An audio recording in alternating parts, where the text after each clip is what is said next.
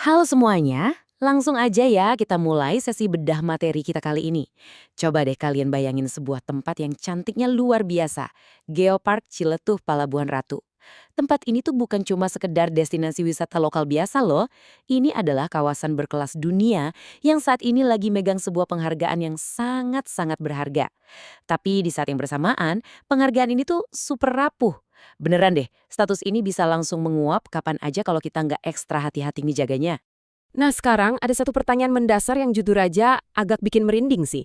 Apa jadinya coba kalau centang biru dari dunia internasional ini benar-benar dicabut dari Sukabumi? Selama ini kan kita ngelihat kawasan Ciletuh tuh selalu ramai, sukses, jadi kebanggaan kita semua. Tapi pernah kepikiran nggak sih skenario terburuknya?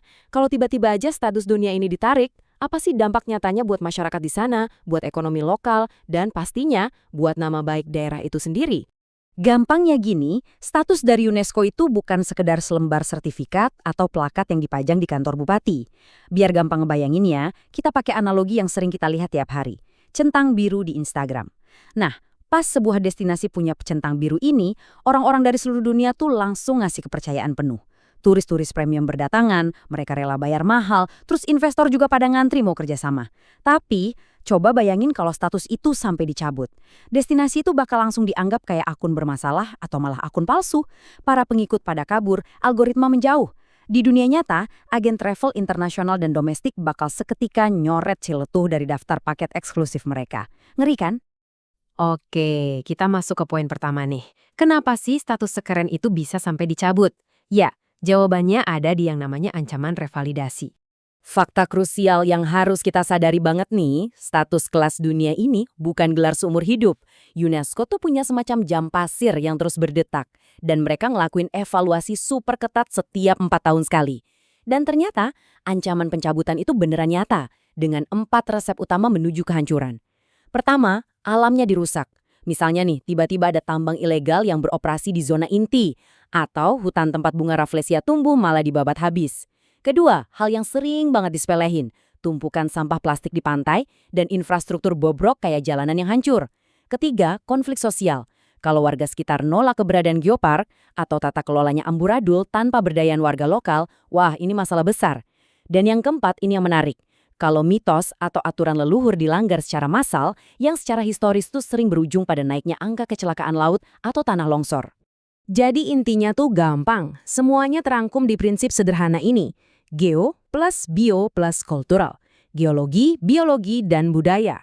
Ini tuh 3 pilar penopang utamanya sebuah geopark.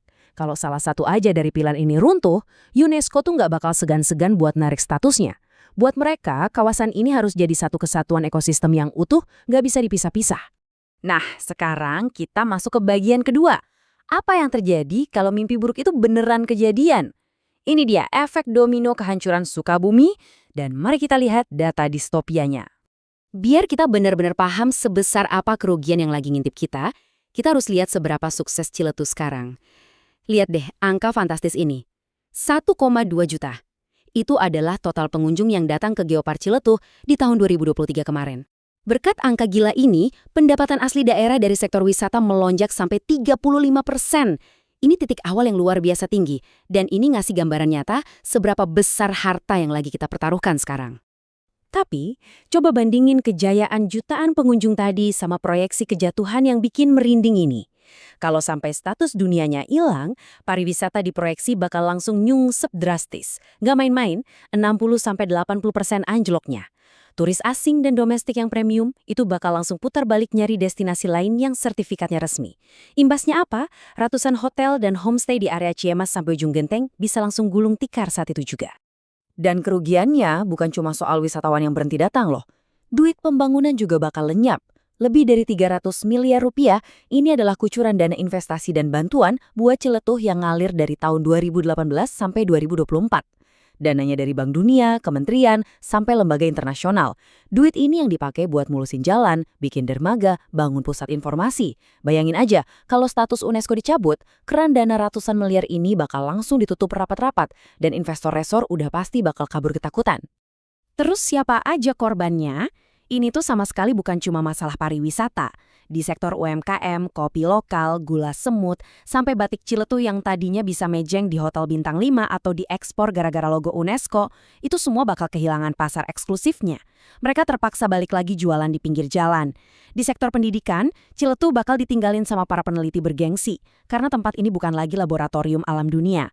Dan yang paling fatal, di sektor lingkungan. Tanpa adanya pengawasan internasional, alam bakal rentan banget.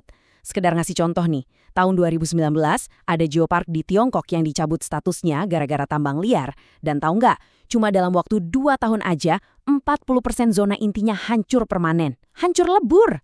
Realitas pahitnya tuh gini, pencabutan ini sama aja kayak kemunduran 10 tahun. Dan percayalah, ini bakal jauh lebih parah dari kondisi Ciletuh di tahun 2017. Kenapa? Karena sebelum diakui UNESCO tahun 2018, Ciletuh itu cuma surga tersembunyi yang sepi. Tapi kalau dicabut sekarang, jatuhnya bakal sakit banget.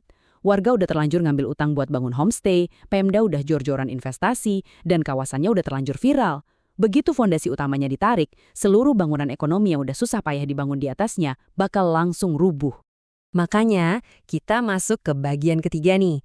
3 tugas penyelamatan yang harus kita lakuin bareng-bareng melalui sebuah konsep yang luar biasa keren, sains leluhur. Ini nih yang menurut saya bakal jadi momen aha buat kita semua. Mari kita definisikan ulang kata mitos. Di Ciletuh kan sering tuh ada larangan pakai baju hijau, dilarang ambil batu sembarangan, atau pantangan masuk ke gua tertentu. Seringnya kita mikir, itu kan cuma tahayul.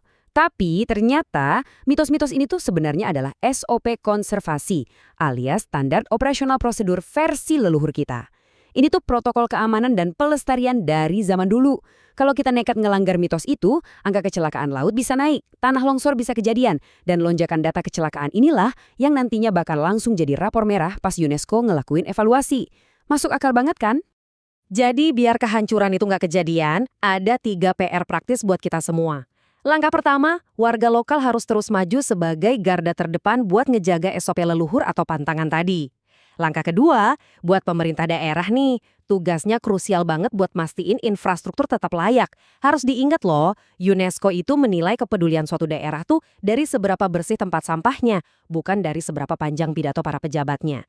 Dan langkah ketiga, buat kita para wisatawan, please banget, jaga tata krama, jaga kebersihan, dan jangan pelit buat ngeberdayain warga dengan pakai jasa pemandu lokal.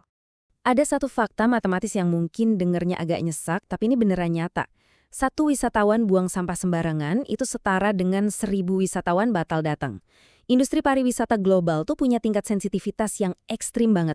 Satu aja tindakan konyol kayak buang plastik di pantai terus jadi viral, itu bisa langsung ngancurin reputasi sebuah destinasi di mata ribuan calon turis di luar sana.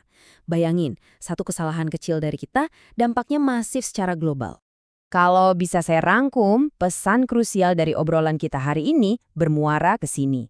Jaga geopark itu sama dengan jaga perut. Jaga mitos itu sama dengan jaga sains. Dan otomatis sama dengan jaga UNESCO. Ngamanin status geopark ini pada akhirnya adalah murni soal ngamanin mata pencaharian, mastiin dapur masyarakat lokal tetap ngebul. Status dari UNESCO ini benar-benar bukan pajangan semata. Tapi ini adalah nyawa dari perputaran ekonomi dan kehormatan Sukabumi di mata dunia. Sebagai penutup bedah materi kali ini, saya mau ninggalin satu pertanyaan yang lumayan provokatif buat direnungin. Next time kalian main atau berkunjung ke kawasan Ciletuh, kalian mau pilih posisi di mana nih? Apakah kalian bakal jadi bagian dari orang-orang yang senantiasa ngelindungin centang biru berharga itu? Atau jangan-jangan tanpa sadar, kalian justru yang jadi salah satu penyebab terhapusnya status tersebut? Pilihannya ada di tangan kita masing-masing. Terima kasih ya udah nemenin bedah materi ini sampai akhir, dan sampai jumpa di pembahasan kita yang berikutnya.